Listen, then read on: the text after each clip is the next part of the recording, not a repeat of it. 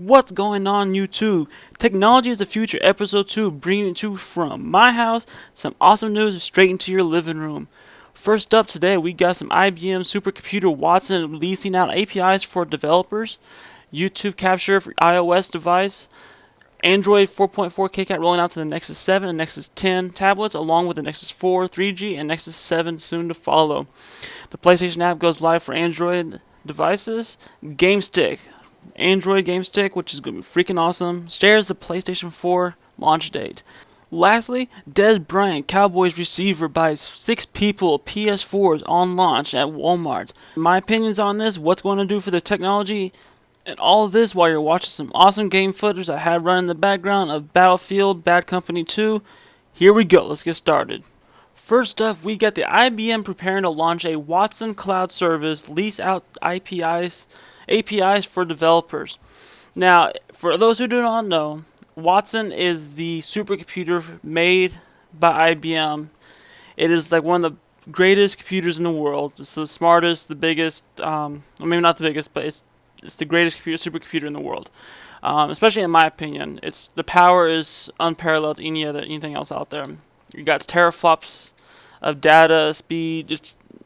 I can't go into details. Anyways, what the Watson supercomputer doing, what the plans are with IBM, is their cloud servers, they're going to be leasing out data, people like developers, to build applications, software, programming, based off the Watson, its knowledge, and how it can contribute to their code, and so much more. What I think this is going to do for people is we have the Android and iOS as the main leading developers of mobile devices, soon as following the Windows 8 operating system phones, especially with the Nokia Lumia. If we can get a supercomputer that is going to empower developers to use the knowledge it has on like fixing bugs, adding amazing features to integrate the phone to your life, such as like Google Now, what Google is doing with Google Now, it will open up so much possibilities. Like if you need to know, let's say, your vitals of your body somehow just by the touch of your screen, if they integrate that with, say, Disney's biometric screen that you can point the camera and you can feel the surface of anything you're looking at, put that with the Watson supercomputer and maybe they'll have like smell-o-vision or some shit like that.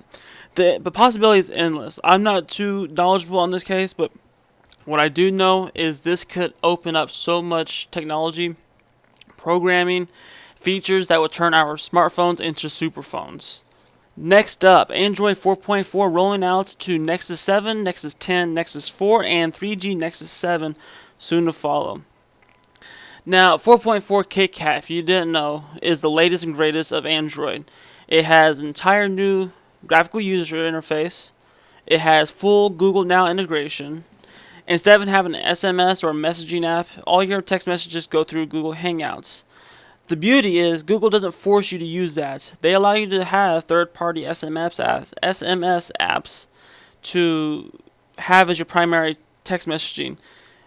And they not only support it, they give you features to disable Hangouts as your text messaging. And the only thing that comes with Hangouts is through Google Plus messages. I think that's phenomenal. Google wants to increase their Google Plus community. And what's the best way to integrate it more into their phones? I'm all for Google. I love Google being part of my life. And if they can put my text messages all in that one feature, that's less applications taking up battery juice on a phone. I just wish they can get the 4.4 Jelly Bean or 4.4 on Samsung Galaxy S4, but Samsung will destroy it with their TouchWiz interface. With all these Nexus devices getting the 4G or the Nexus 4.4, Android 4.4, that'd be freaking phenomenal. Get more of the core KitKat out there. Next article will be PlayStation app comes to Android. This is totally what I've been waiting for. Me, my brother, some of my friends were also PlayStation users. We love the PS3. I love my Xbox 360. That aside, I've been waiting for an official PlayStation app. Not only can I not use this for the PS4, I can still kind of use this for the PS3 by viewing my trophies, seeing who's online. That's about it. But with the PS4, I'm able to download games from mobile. I can send messages to all my friends when I get the PS4. I could buy games and then say, hey, my PS4 is on the sleep mode or whatever. power serving mode, and I can set it to download, and it'll still be in power saving, just downloading. So only need internet and a few processing power to download to the hard drive. Very cool. I can't wait for that. I got the app already. I can't wait for the PS4. Going along with the PS4 is the GameStick Android controller launch, sharing the PS4 launch date. Now this is going to be pretty hard how it ended up coming out. I haven't heard any numbers yet for the GameStick, but I do know on payday I'm getting the GameStick. I wanted the Ouya, but that's just another console that my crowded home, or very crowded gaming desk. As you can see in one of my videos on my YouTube channel, I don't have too much room for any more consoles. I got enough room for the PS4, and that's about it. And this GameStick, if you don't know already, it's an Android controller similar to the Ouya, but the entire brains of the system is built into this HDMI port that sticks on the inside of the GameStick.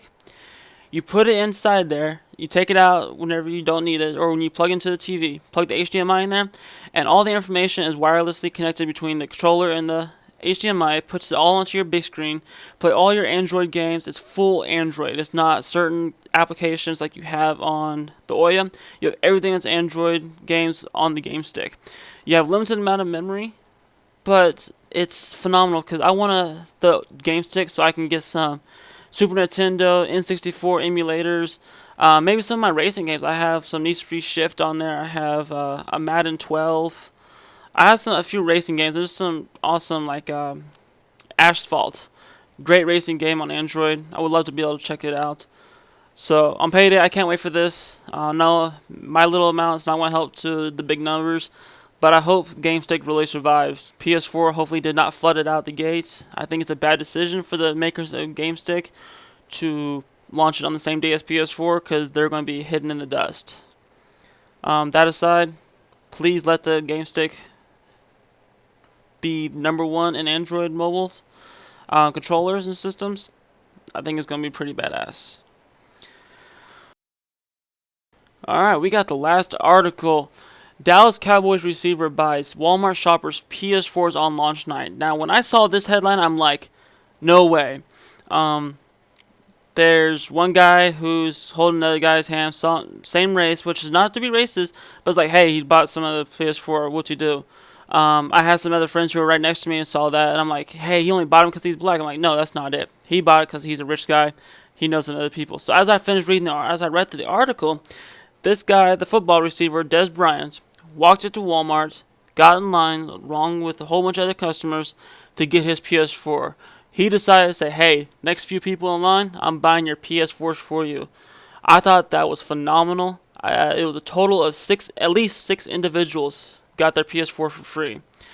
My question is, so the people who got their PS4s, did they pre-order and they already paid it off? Do they get their money back from Walmart? Because Walmart are such douchebags. They don't refund nothing, especially on pre-orders. If they didn't have pre-order and they got free PS4s, that's awesome. That means they got another $400 for games, accessories, maybe get the camera if they want to, which is not needed. But a rich guy to help out some other consumers who are not as well funded in money, just to buy them a PS4, that's another gamer that we love to have around. I want to go ahead and add on some more articles because this went by way too quick, way quicker than I wanted to. So I want to discuss some other things I've read. I'm not going to worry about posting the articles, but other things I've heard in podcasts and read about. Some of the previous deals is Google Now. They've had new additions, newest updates. Beforehand, you could only have Google Now if you're on Android devices, you're, I believe, 4.3 and above. With the latest update, and it was a massive update, they now have it so if you're 4.1 and up on Android, Jelly Bean, or Ice Cream Sandwich, you can now use Google Search, which is Google Now, and have full access to it. Google Now has become a part of my life. Every morning I wake up, I look at Google Now, I see what time it is, or not what time, but what the temperature is. I see what traffic might be by the time I get ready to go to work if I work in the morning. I see if there's any previous scores, some of my latest articles I'm reading. I've done some search on, so last night if there's anything that's gotten new overnight, like Battlefield 4 had a patch coming out. Overnight I saw Battlefield 4 patch, server patch now available. I'm like, hey, there we go, I needed to know that. That way when I get the Battlefield 4 on PC, I know there's a lot of new fixes. Google Now has become a crucial part of my life. Every time I use it, I set alarms, I set dates, I browse the web. It gives me answers when I need it. Now that my mom, when I showed her this feature, she was jealous because she couldn't get it. And she's like, maybe I should get the Galaxy S4.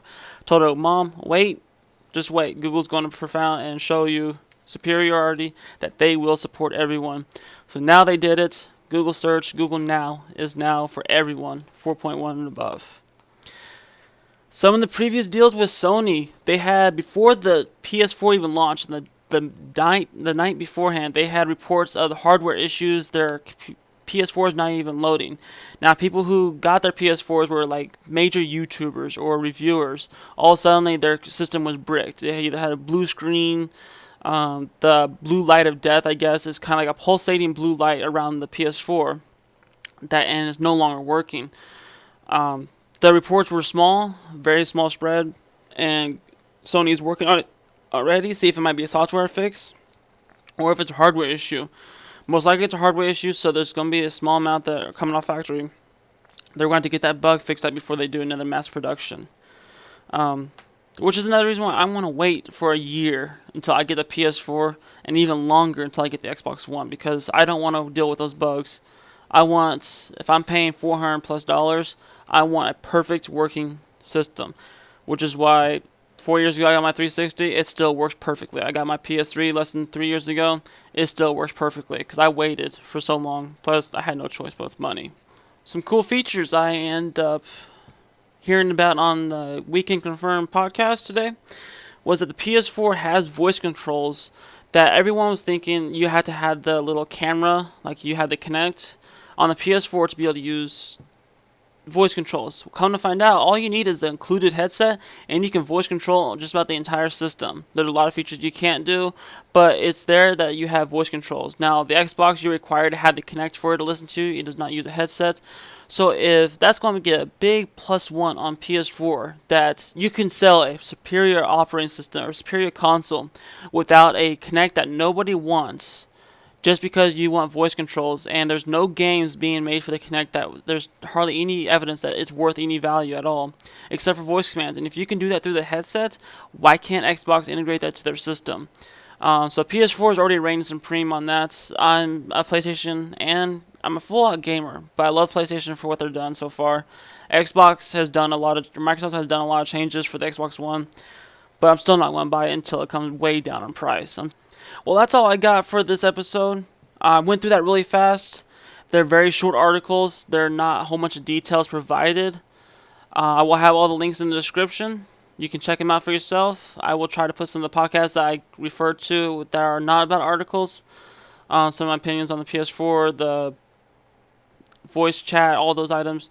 So I hope you enjoyed the episode. Let me know in the comments. Let me know in the ratings if I went too quick, if you don't understand it. If you hate the gameplay, whatever, let me know. I want to improve. I want to become #1 out there. Deuces.